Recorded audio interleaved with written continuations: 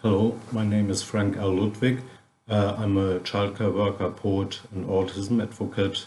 And you can find all my articles on autism at autismappreciation.com. Today I want to answer the question, what is low-functioning autism? Low-functioning autism is a myth. Autism is a neurological orientation which provides us with an individual nature as opposed to other people's social nature. Therefore, the term low-functioning autism makes as much sense as the term low-functioning left-handedness. There are three possible reasons for autistic individuals to appear low-functioning. Actual disabilities, in which case autism can't be blamed, pressure and discouragement.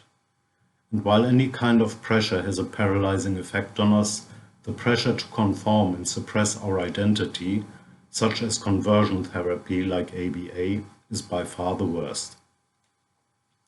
Every autistic individual has potential, and our fate depends entirely on whether this potential is recognized and nourished or buried under attempts to make us appear less autistic. The labels high-functioning and low-functioning autism are both misleading and demeaning. The high-functioning label dismisses our struggles, anxieties, and frustrations in trying to adapt to a strange society and its rules, while the low-functioning label dismisses entirely the enormous potential of every autistic individual. And what you don't look, you won't find. This point has been highlighted by a study in 2019. It is no surprise that the so-called severity of autism, the difference between so-called low-functioning and high-functioning autism, has been linked to the experienced stress levels in recent studies, which indicate that the more we are put under pressure, the lower functioning we become. Furthermore, would you label a 3-year-old who doesn't speak but solves the Rubik's Cube in 2 minutes as high or low functioning? The greatest dangers autistic children face are being pressured and being written off. We develop at our own speed and we thrive with encouragement as much as we break under pressure. And when non-autistic so-called specialists or even our own parents give up on us and claim that we will never be able to speak, tie our laces, graduate from school, and so on, we have a tendency to trust their judgment and cease trying. A researcher once observed that if you drop your expectation level for a child with autism, they will drop to that level. And researchers Martha Leary and Ann Donnellan commented, "In our field, assumptions about labeled people are so deeply rooted that we tend to think that they are facts. They are not. They are only shared beliefs." I'm sure you have heard of the cases of supposedly low-functioning and severely autistic children who surprised everybody with their abilities, often after finding alternative ways to communicate. In fact, there are so many cases that they can't be considered exceptions anymore.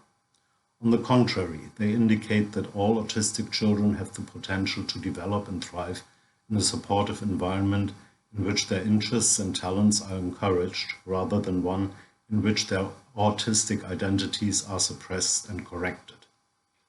Presuming competence is the key to both a happy parenthood and a happy childhood. This is a list of some of the children who were written off as low-functioning and proved everybody wrong. Donald Gray Triplett. When he was a toddler, autism had not been identified yet. His odd and withdrawn behavior, as well as his developmental delays, caused doctors to recommend his institutionalization, so his parents could forget about him and move on with their lives. They followed this advice when Donald was not even 4, but kept visiting him regularly, and 1 year later his mother decided they'd take him home again. That same year he became case 1, when Leo Kanner diagnosed him with autism and gave him an unfavorable prognosis. Donald went on to study, live independently, and work as a bank teller, and today he is a popular and happy pensioner in his hometown of Forest, Mississippi. Jacob Barnett. Jacob was diagnosed with moderate to severe autism at the age of 2, and his mother was told he would never learn more than the most basic skills. His language regressed at an early stage as he languished in special education class. By 3.5, he had taught himself to read, and on a visit to a planetarium, he regained his speech as he correctly answered a professor's difficult questions addressed to his students. His mother took him out of special education and all therapies and taught him herself, focusing on his strengths and interests. Jacob went on to study, skipping several years, received his master's degree at the age of 16 and is now working on his PhD. He has also been lecturing on the subjects of astrophysics and calculus since he was 12. Carly Fleischmann, diagnosed at the age of 2 with autism, developmental delay, and oral motor apraxia, Carly's parents were told that she was mentally retarded and would never develop past the stage of a 6-year-old. Unable to articulate herself verbally, she once typed "hurt, help" on her therapist's laptop before getting sick when she was 10. From then on, she learned to communicate by typing, turned out to have an IQ of 120, attended mainstream school, and afterwards studied at the University of Toronto. Besides all this, she became a prolific blogger and writer. There was a setback when, at the age of 19, she was talked into an electroshock therapy to deal with her ABA-induced OCD. As a result of the shocks, she lost her ability to communicate for almost 2 years, but has afterwards posted on Facebook again. She also wrote the country song Glamour Girl. However, she disappeared from social media in 2019 after revealing that she had been sexually assaulted by a friend of her father, who dismissed her claim. Daryl Hannah. As a child, Daryl was diagnosed with borderline autism, and her doctor strongly recommended to medicate and institutionalize her. Her mother refused and instead encouraged her fascination with the world of cinema.